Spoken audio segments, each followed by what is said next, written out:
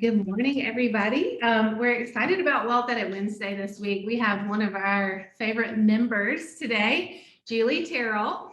And Julie has been one of our very first members and has been like the example that we love. We want everybody to follow for a Wealth Edit member because not only is she doing really cool things, but she has jumped right into the community and been so good about like giving us feedback and helping us create a community and like constantly improving. So thank you, Julie, for being here. Julie has Julie Terrell Design. She's an amazing decorator and designer.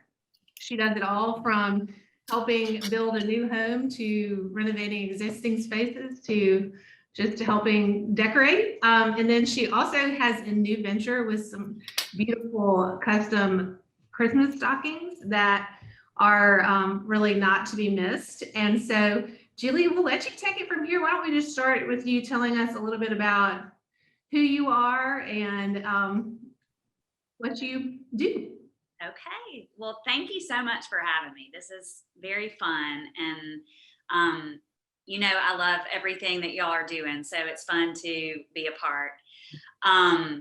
But so a little bit about me. I was raised in the South. I grew up in Birmingham and went to Birmingham Southern College. And that's where I kind of expanded my horizons and fell in love with art history and fine art. And so that I went down that path for a long time. I kind of had a non-traditional path to interior design. So I, started there, and that's where I met my husband and started my, my journey, which was a long and winding one that led me to interior design, which is what I do now. And I've had my business for about 12 years now, and just working with clients to create the home, their ideal home. And I love to do that. So it's just been an interesting journey to get here. I don't really know sometimes why it took such a winding path, but I think that I learned a lot along the way, and I somehow picked up all sorts of things that I think help me do what I'm doing now. Yeah, and Julie, I love kind of what you hit on is that you do have a winding path. Mm-hmm.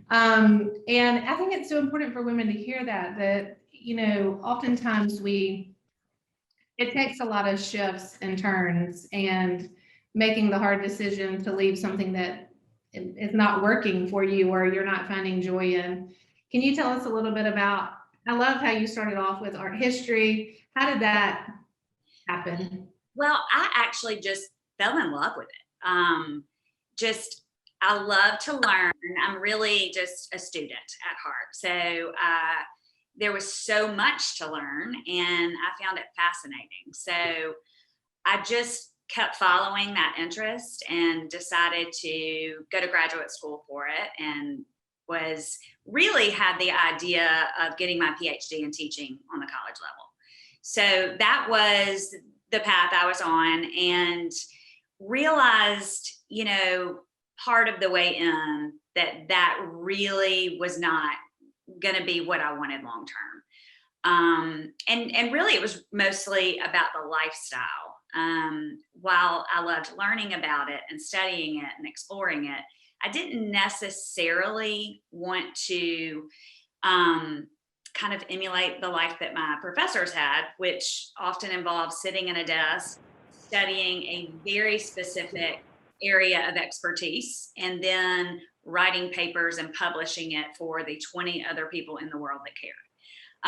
And so that could be so specific as 16th century convents in Spain and the art that was in, the area that they ate. I mean, it could be that specific. Mm-hmm. And obscure. And so, where that path was leading, I knew was not gonna really work for me long term. So I went ahead and finished. And if anybody wants to talk about Caravaggio, I can do that for hours. One of my favorites. But so I was just kind of meandered a bit. I didn't really know what to do at that point. And it was probably, I was 30 at the time that it kind of clicked for me. I was doing a small renovation to our kitchen and just really couldn't figure out, how do you draw cabinets and communicate that to the cabinet maker? And that one experience led me down this path.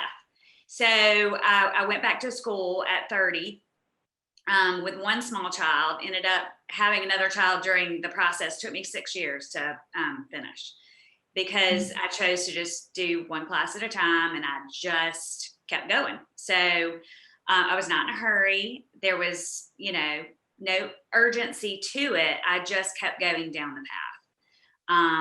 And it was a good one. So it kept my interest, and, I found out, okay, I really enjoy this. I love your design so much, and you can tell that it's with such a thoughtful eye. And I think that there's something really different about beauty in the Southeast. We really celebrate that. And I know we have members from all over the place, but I think one thing that's really, really special about the South is the way that we're able to communicate beauty. And so tell me how you kind of think about that. Oh my goodness. I love to think about that. I love to think about aesthetics, period. And have always kind of thought in terms of proportion and color and all of that. But with interiors or exteriors, whether it's outside or inside, you're moving through it, and it's an experience, and it's how you live.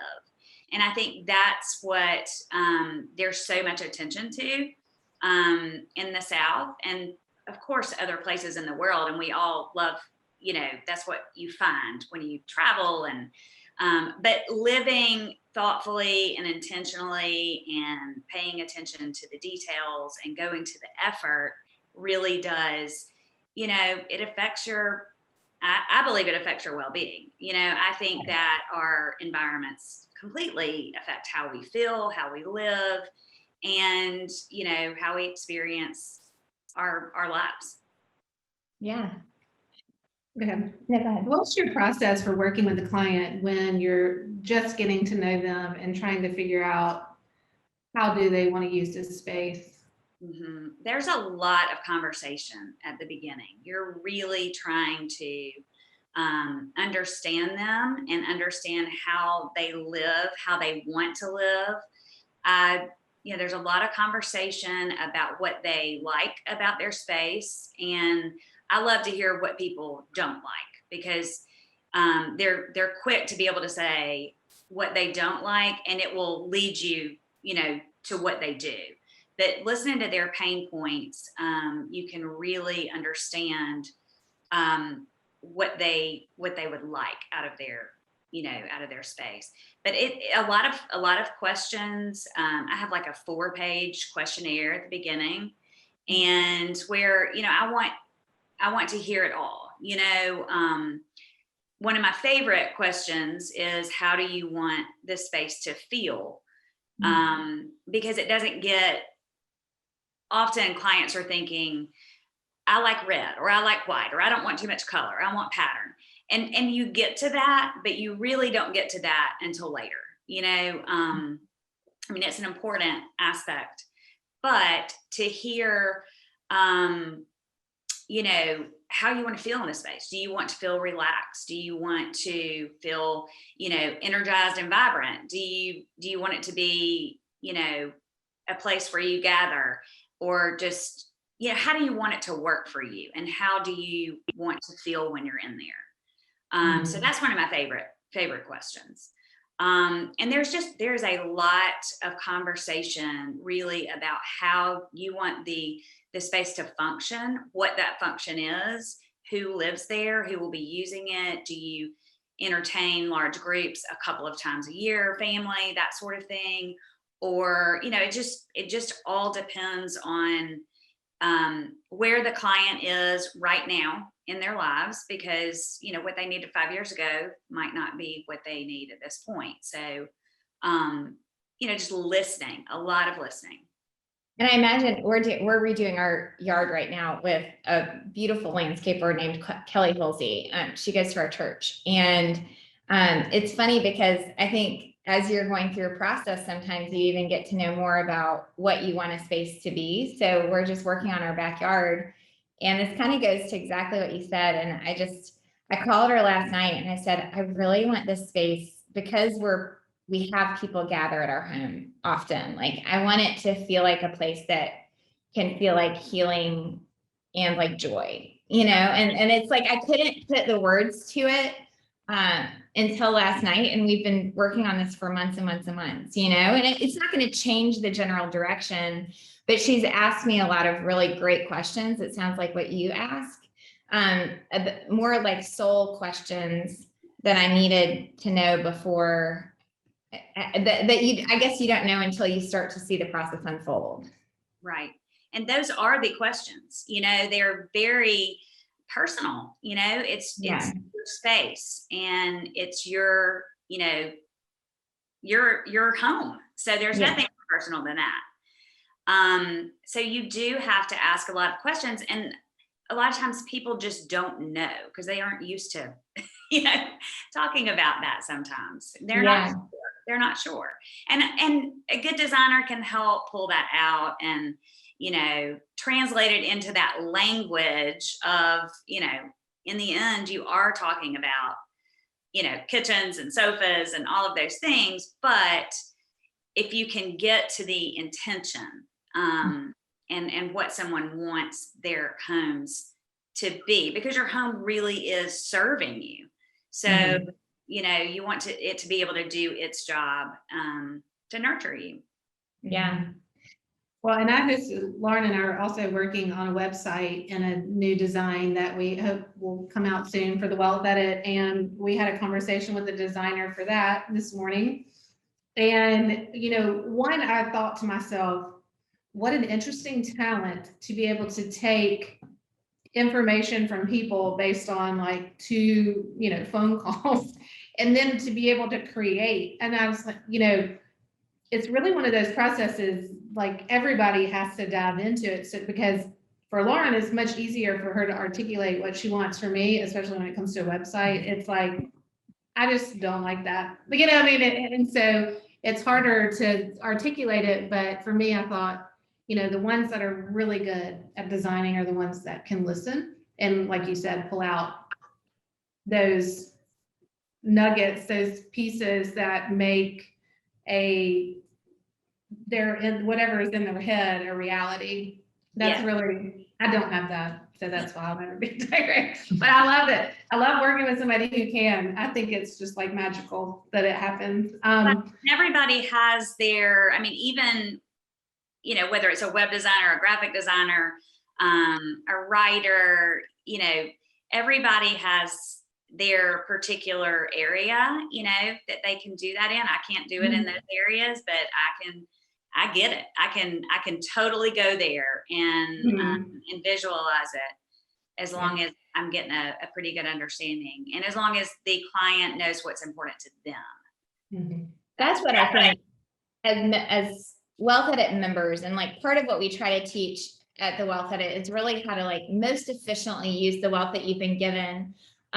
Whether that means, don't blow it. We say you can save 25,000 in a year if you just don't blow 68.50 a day, which is so funny because that seems like, of course I don't blow 68.50 a day until you start thinking about that every day. And then I'm like, yep, I just did that again. I can't believe it. Here's another day, But I think part of what I love about what you're sharing with us today is like, before you hire a designer, or really like as you're getting to know a designer, they could probably save a good bit of money just by getting to those questions, like the questions of what do you really want this space to feel like what is this space to you? Because so much for women, it's funny that part of why we started the Wealth Edit is I have these conversations because I've been practicing wealth management now for 15 years.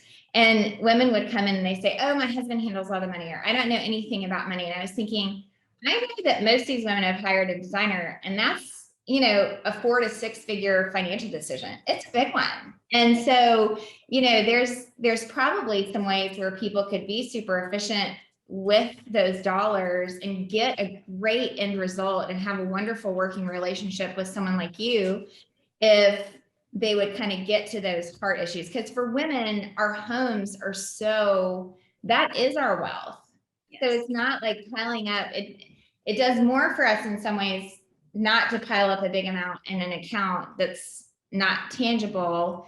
But as women think about money, or at least in the experiences that we have, they think about their home being a great investment, and a place where they really want to use dollars well to create an experience for their family or their friends that is special and congruent with who they are as a person. So I don't know, maybe that was just a ramble, but do you think that that's true? I think what you were saying about, those questions and getting to the heart of that, I almost think it's not time to bring in a designer or really do anything until you have a lot of clarity.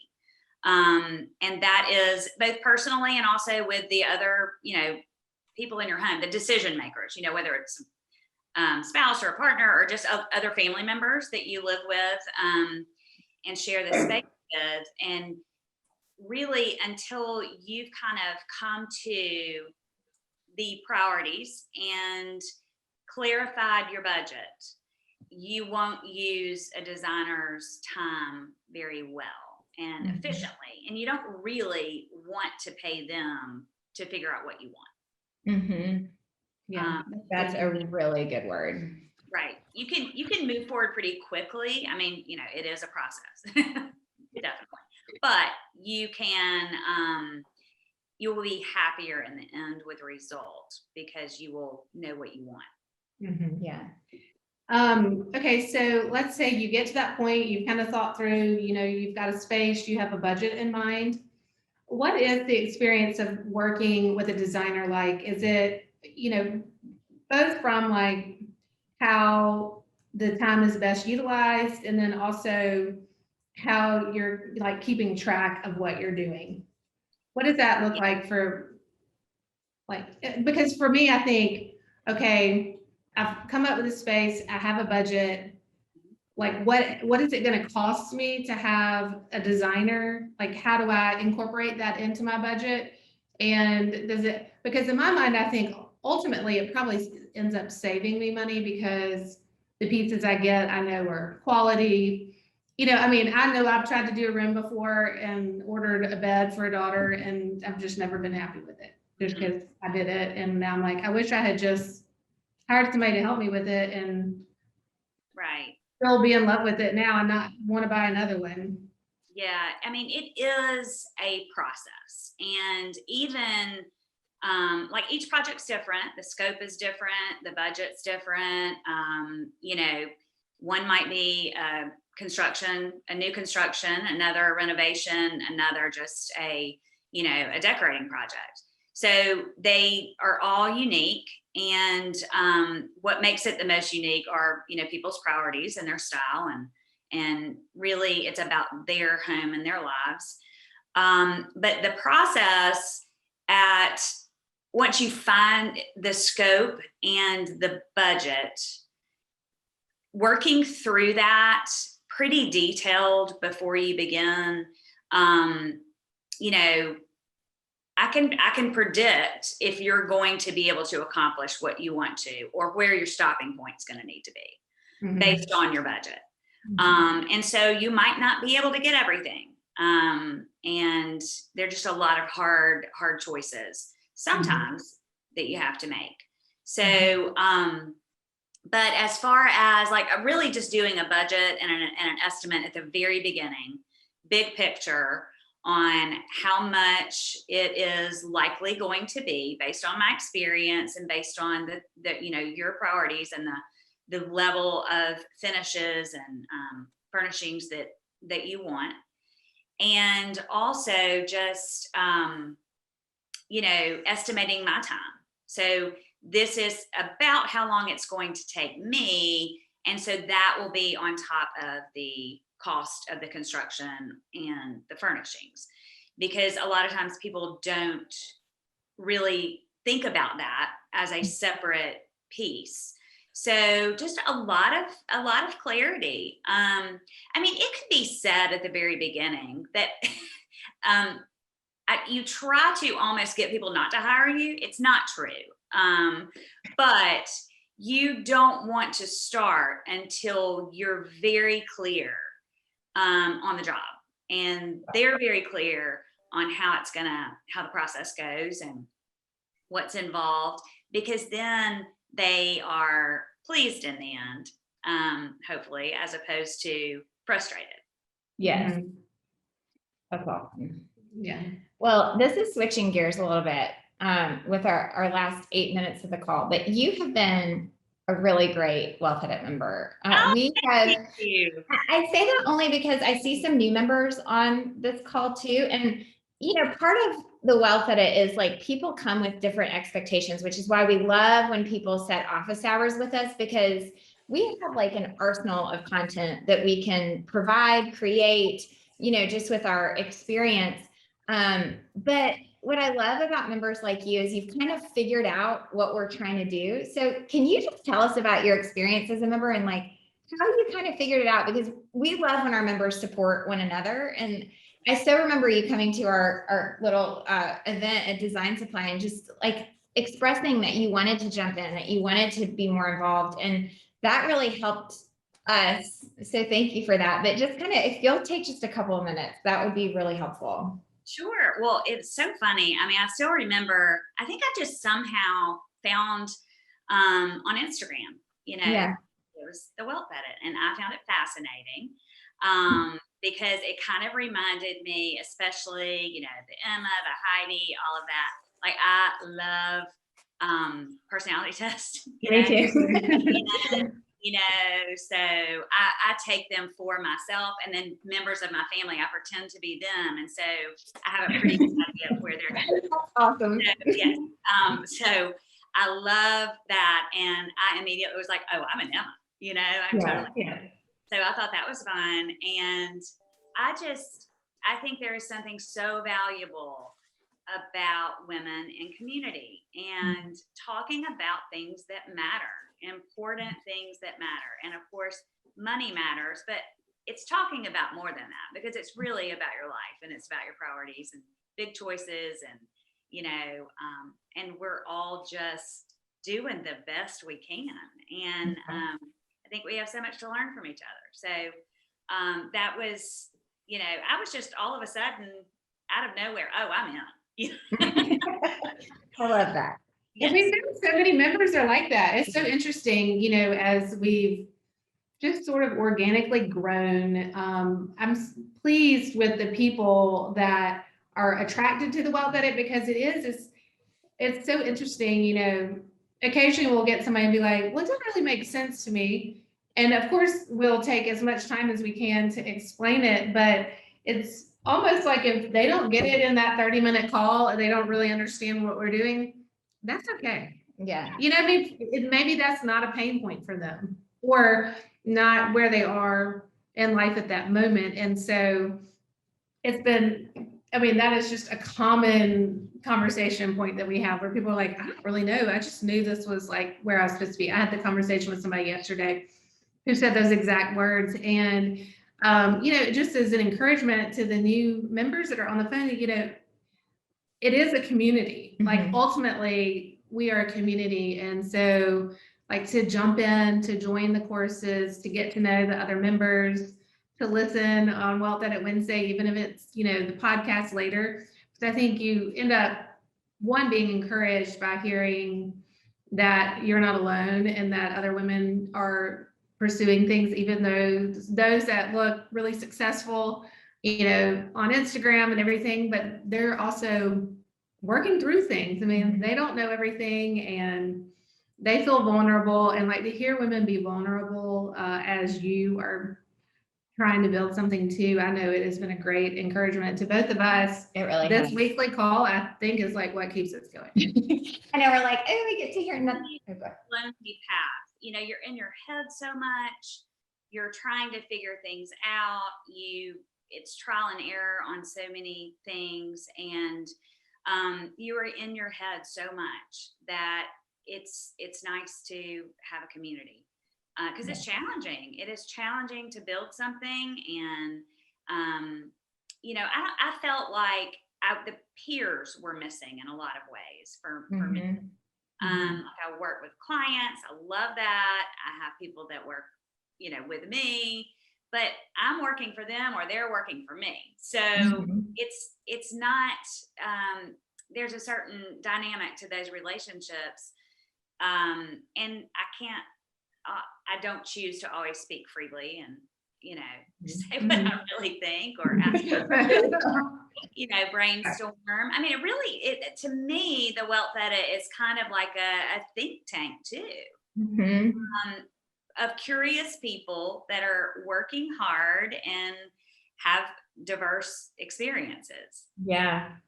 That is great. We're going to use all those words on our new website. Jot it Just down. now. I know, I'm like, I'm glad it's recorded because we're going to need that. Well, and too, I think about, you know, like what you're doing and the length of time that you've been in your career. You've built up like a really, really strong knowledge base. So to be able to share that too with others that are coming along or maybe behind you that are also, you know, building their business and wanting to put good practices in place. I know, for instance, like it sounds like your billing and the way you do that is top notch. I mean, you know, we've all worked with designers who sometimes that's not their strong suit because of being more creative minded.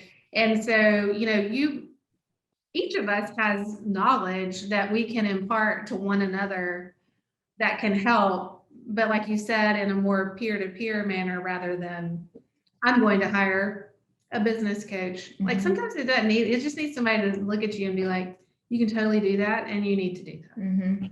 Right. And it was sweet. A couple of weeks ago, we were helping somebody, another woman in our community, and we were going through something as granular as like, you want to do this couch? I'm like, no. And we just got up and canceled it. Afterwards, we were like, you know, like you're so pumped because it was like a misguided priority. I mean, I love a new couch, but you know, it's nice to support each other, even in those little ways where it's like, whether it's personal or professionally, you know, to just know that there's other women that are going through the same thing and are thinking about the same things too. So, absolutely. And all just trying to figure out more efficient ways to do things. And, you know, there's just so much that all of us as individuals don't know until you know. That's exactly right. Right. Well, thank you, Julie, for being a top-notch member and for being here today. Yeah. And we love your work so much. If you don't follow Julie on Instagram, then do. Because I mean, I was really taken this week, I guess, because I really want to be outside with her outdoor spaces. We did a little story on them because it was just so clean and so calm and just really beautiful. So thank you for all the beauty you're adding to the world. If people want to find your work and check it out, what's the best place? Is it Instagram? And the stockings. Tell us, we'll take a few 1 minute to tell everybody about your new stockings. Yes. Well, I have a new business or a part of my business where I'm creating heirloom Christmas stockings, and it's been really fun. It happened organically. I just couldn't find any. Thank you, Krista. Couldn't find any that I loved. And so I started down that path a couple of years ago and have loved the process. It has been great because it has gotten me back working with my hands and ceramics, and I've got my own kiln and studio now, and it's been something that's been wonderful, and I'm so excited about it. So I am going through that process you were talking about, you know, working with you know, website designer and photographer and all of that. And I'm so grateful to be able to really have support in that area. So lots of fun things for Christmas. All right, how do you find the stockings? Because I might So, order one. Or Yes, five. there is a new website's coming, but the one is still up right now. So you can go to my website, julieterrell.com, and there's a little shop button there. And you can see them there, and there'll be a new one coming in about, a month or so. And you can message her through Mighty Networks because she is an awesome part of our community. Yes, So on find her there. Instagram, Julie Terrell Design. So I would say website and there are the best places. Good. Thank you, All right. Julie. Thank you all so much. Thank See you. you. All right. Bye.